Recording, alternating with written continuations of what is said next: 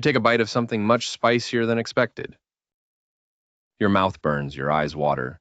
You reach for a drink and wait for the feeling to pass. Then you take another bite. Millions of people now do this deliberately. We cover food in hot sauce, order the spicier version, and sometimes feel disappointed when a meal does not burn enough. But imagine tasting a hot pepper for the first time. There was no label warning you what would happen, and no glass of milk waiting nearby. You only knew that one small fruit had made your mouth feel as though something had gone badly wrong. Most animals would learn from that experience and leave the fruit alone. Ancient humans carried it home.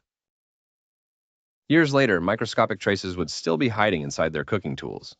At some point in our past, people began growing hot peppers and deliberately adding them to food. Today, entire cuisines are built around a sensation that still makes the human body recoil. Why would ancient humans keep eating a fruit that seemed to punish them for every bite? Did the pepper offer something valuable enough to make the discomfort worthwhile? Did people simply stop feeling the burn? Or did humans somehow learn to want the warning itself? The first bite feels hot, but if you measured the pepper, it might not be warm at all. Nothing dangerously hot is touching your mouth. Yet your tongue sends the warning anyway. In 1997, neuroscientists Michael Caterina, David Julius, and their colleagues identified a receptor called TRPV1. It responded to potentially damaging heat, classically around 43 degrees Celsius in their experiments. It also responded to capsaicin, the chemical that gives chilies their burn. Capsaicin does not heat a pepper to 43 degrees. It activates part of the same sensory machinery your body uses to detect temperatures capable of harming tissue. The heat is not real. The warning is, ancient humans experienced only the result. One small fruit made the mouth feel dangerously hot. Why would a fruit discourage animals from eating it when animals could carry its seeds elsewhere? Chili's warning did not affect every animal equally. Ecologists Joshua Tewksbury and Gary Nabon demonstrated this in 2001 by offering wild chilies to birds and mammals in Arizona.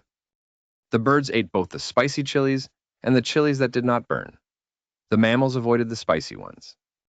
The seeds passed through the birds unharmed and were dropped somewhere else. Mammals were more likely to damage the seeds while eating them. The burn kept the wrong animals away. Birds could spread the seeds without destroying them. Mammals received a warning to leave the fruit alone.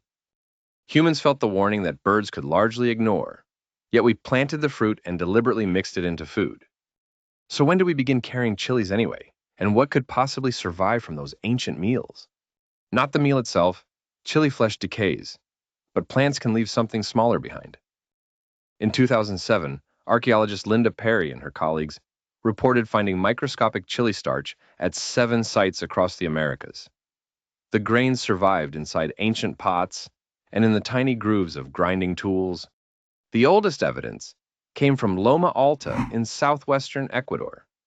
There, researchers found chili starch on grinding stones and broken pottery approximately 6,100 years old. These were not simply wild chilies.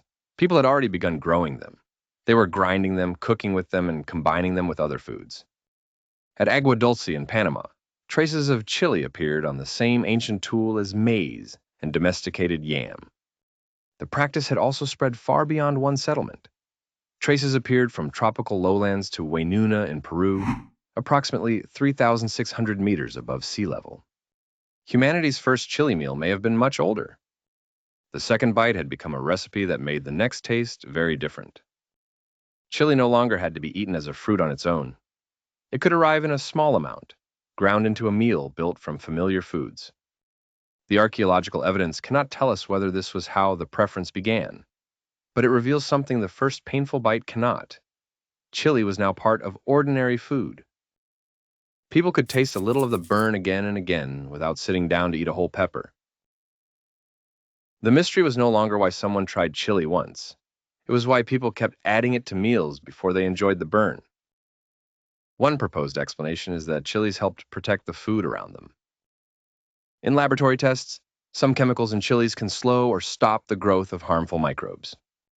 In 1998, biologists Jennifer Billing and Paul Sherman studied traditional meat recipes from around the world.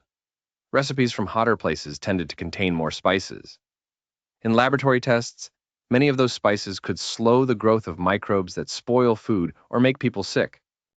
The finding made preservation plausible, although chili starch on an ancient tool cannot reveal why the plant was chosen.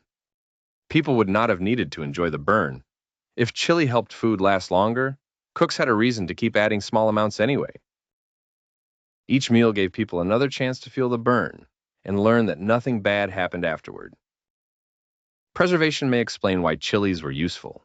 It does not fully explain why some people came to value the burn itself.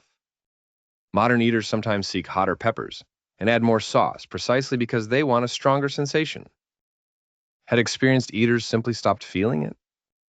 Eat enough chili and perhaps the burn eventually disappears.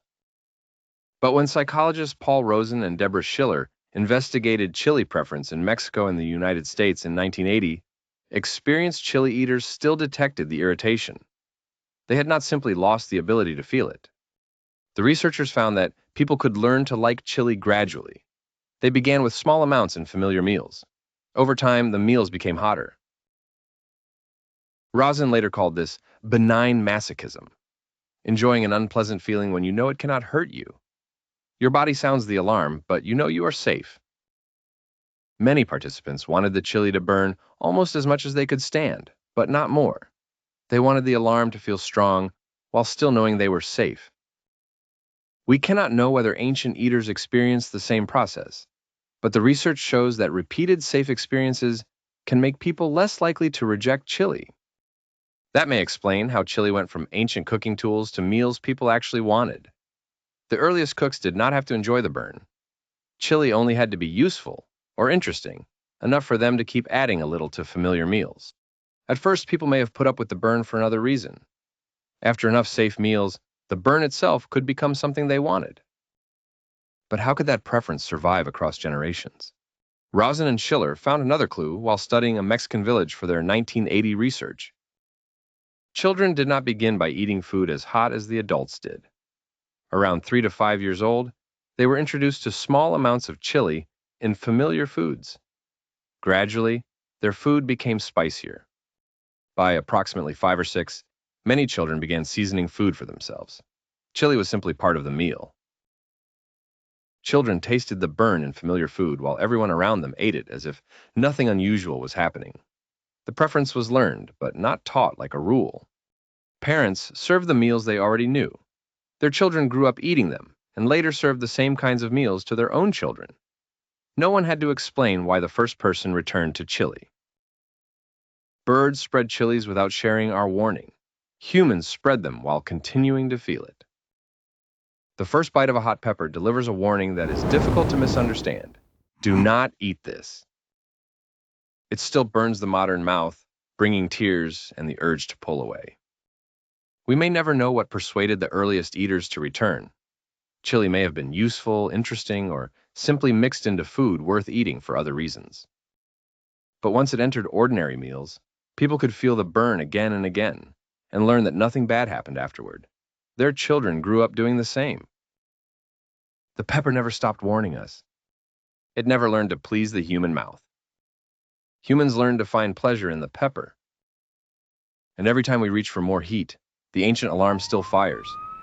The difference is that now we want it to.